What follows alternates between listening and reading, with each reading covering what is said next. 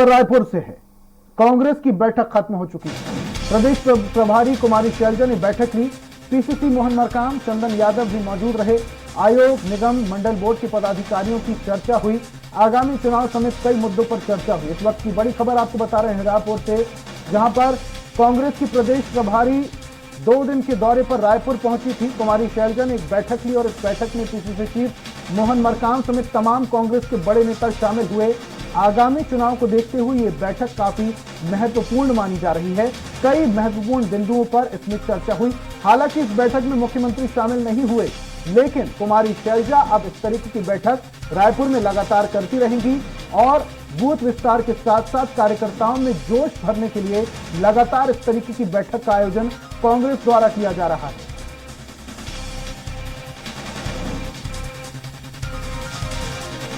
रायपुर से इस वक्त की बड़ी खबर, कांग्रेस की बैठक फिलहाल खत्म हो चुकी है और ये बैठक प्रदेश प्रभारी कुमारी शैलजा ने ली थी।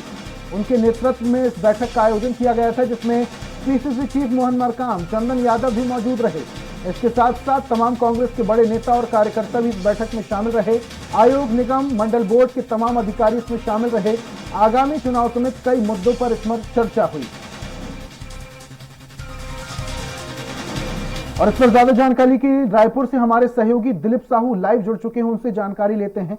दिलीप, जिस तरीके से 2023 में विधानसभा चुनाव होने वाले हैं, उसको देखते हुए अब कांग्रेस पार्टी ने कमर कसना शुरू कर दिया है। कुछ दिवसीय दौरे पर प्रदेश प्रभारी कुमारी शैलजा रायपुर पहुंची हैं और तमाम तरीके के लोगों के साथ बैठक कर रही हैं। क्या मायने निकाले जा रहे हैं इस बैठक के और ये बैठक कितनी सफल हुई?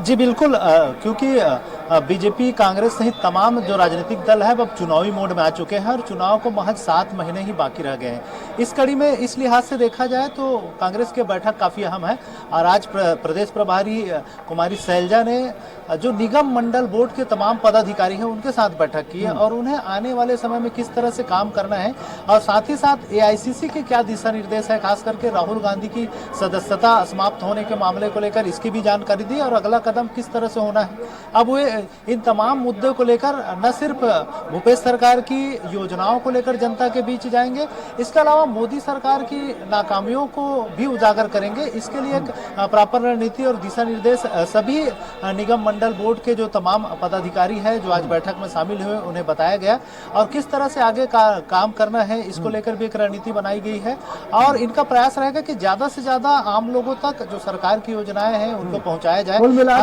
भूपेश सरकार की महत्वपूर्ण बैठक मानी जा रही है, लेकिन मैं देख पा रहा हूं आपके पीछे कुछ कांग्रेसी निकल रहे हैं, जरा उनसे बातचीत कीजिए, उनसे जानिए कि यह बैठक कितनी महत्वपूर्ण है और इस बैठक में क्या कुछ उपदेश कुमारी शैलजा द्वारा दिए गए हैं तमाम कार्यकर्ताओं को। लगातार कांग्रेस की बैठकों का दौर चल रहा है और आज काफी अहम बैठक हुई।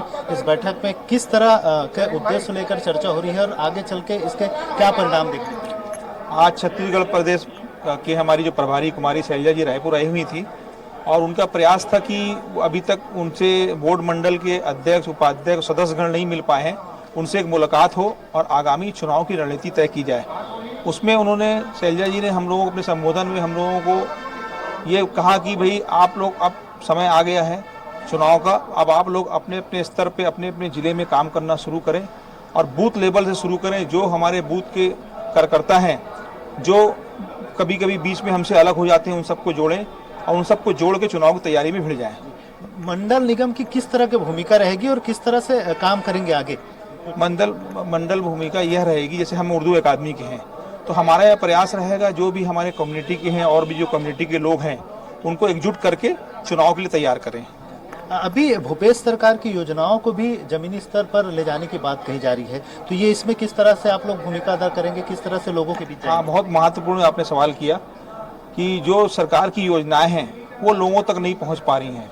उसी संदर्भ में भी शैलजा जी ने कहा कि उस योजनाओं को भी जन जन तक हमको पहुँचाना है और वो क्रियान्वयन करवाना है और जो लोग उससे लाभान्वित नहीं हो पाए हैं उनको उस तक लाभ पहुँचाना है। इसके साथ ही साथ राहुल गांधी की जो सदस्यता समाप्त हुई, इसको लेकर जिस तरह की रणनीति बीजेपी ने अख्तियार किया, खास करके ओबीसी जाति समुदाय को टारगेट कर रही थी, इसके लेकर कोई रणनीति, कोई दिशा निर्देश?